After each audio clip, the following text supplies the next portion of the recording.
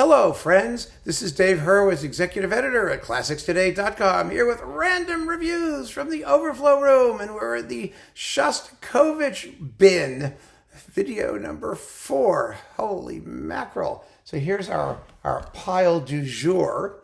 Actually, it's not going to take too long to get through because we've got some chunky things here, as you can see, and they're wonderful chunky things. Believe you me. I mean, this has got some cool historical stuff too, like this. The 6th Symphony with the Pittsburgh Symphony and Fritz Reiner. This is that mono from that Sony series. Now, of course, all of the Fritz Reiner mono stuff's been boxed up. But Shostakovich, it's worth remembering. When was this recorded originally? Does it say? Well, I wish it would say on the back. I want to look because I think we should know. What's fascinating about this stuff is that Shostakovich was getting played and recorded and was acknowledged really as a master composer from the 1930s, from the premiere of the 5th Symphony on. Well, the 1st Symphony. I mean, even the 1st Symphony, which Toscanini and Rudolf Walter performed. So it's really kind of amazing. This is 1945. So this was brand new. I mean, just think about it. They just dusted it off and recorded it in the U.S. of all places. I just find it amazing how quickly his music just entered into the mainstream, almost as soon as it was composed. Really, really kind of remarkable. There should be a study done on Shostakovich reception, and by the recording industry and the public and performances internationally. Not just what happened to him. Everybody obsesses, and rightly so, about what happened to him in the Soviet Union and his relationship with the regime and everything. But we tend to forget that he was writing masterwork after masterwork that everyone just sort of seems to have accepted almost as a matter of course, which is kind of astonishing. So here we have this thing, and it was accepted, in the face of all this other music by all these other people that didn't make it. That's what's so cool about it. All right, so we've got that. You've also got Kodaly's Dances of Galanta. Oh, this is a smoking performance of that. Leo Weiner's Divertimento No. 1 for string orchestra, Bartók's Hungarian Sketches, Kabalevsky's Kolos Brognon Overture. That's also just nuts. They blast their way through it. And Glinka's Kamarinskaya. And you have this wonderful picture of Reiner in the back. Doesn't he always look like Bela Lugosi? He looks sort of like a vampire. It's like really kind of cool. Anyway, yeah, baby. It's just amazing. Here, I can do it this way, make my life easier. What's this one? Shostakovich Symphony No. 1, The Age of Gold Ballet Suite with the London Symphony Orchestra and Jean Martinon. This is from his early Decca period. But the interesting thing is that they claim here, it was on Decca, right? But it was an RCA Victor recording licensed from BMG Music, manufactured under license from Polygram Special Markets, a division of Polygram Group. So what does that mean? Remember that a lot of Decca stuff was released in the United States on RCA. So the copyright was owned or shared or something like that. There were quite a few things where that happened. And I guess this was one of them. It was recorded in the 50s, I think, the late 50s. I don't think they're going to tell us because it's so budget-like that they don't really care. But they claim it's the RCA Victor recording version of it that Universal owns now, or who knows. Fascinating. Someone can untangle it. Shostakovich, 5 and 9, Yoel Levy and the Atlanta Symphony.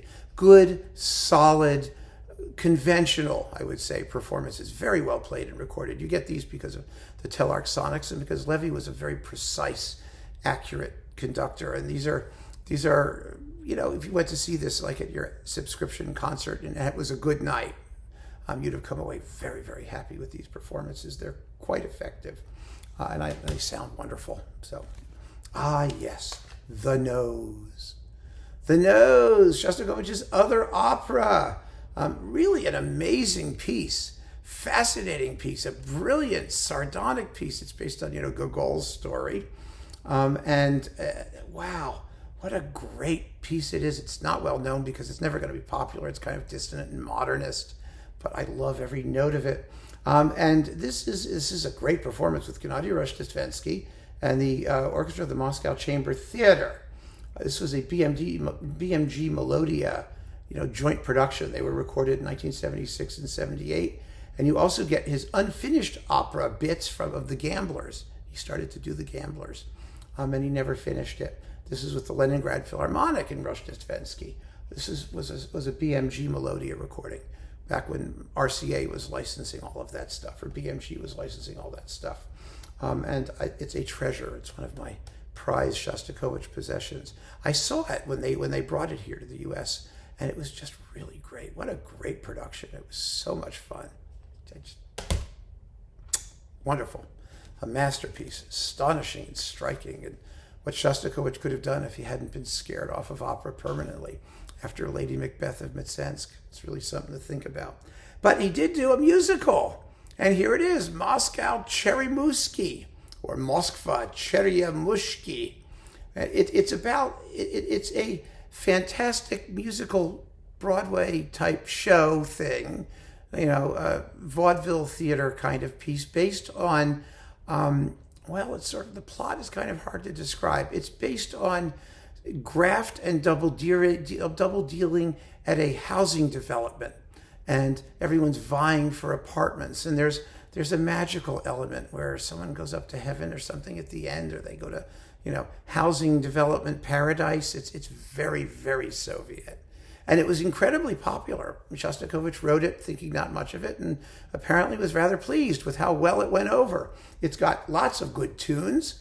Not really lots of good tunes. It's a musical comedy, and the suite, if you've heard the suite, it has some things that he's used in his film music and other incidental scores. He piled everything into it, like that.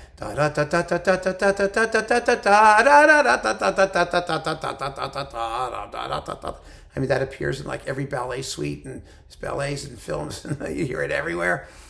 Yes, it's great stuff, and that's Roshnefensky on Chandos, the complete thing with dialogue. So much dialogue. But that's the way it goes. And we have here Shostakovich 10 with the Leningrad and Mravinsky. This is late Mravinsky. Not the best Mravinsky, but it's still very well done. Somewhat, as I recall, ukhily recorded. Not great recording, but yeah, I mean, having Mravinsky do Shostakovich is really sort of important no matter when he does it. He was selective in his Shostakovich promotion, unfortunately. He was afraid of Bobby Yar for whatever reasons, political or whatever. And there were some other things he refused to do. But when he did it, he was hot, and Shostakovich preferred him as his interpreter of choice, at least initially, for his premieres and things. In the Leningrad Symphony, it was his hometown team.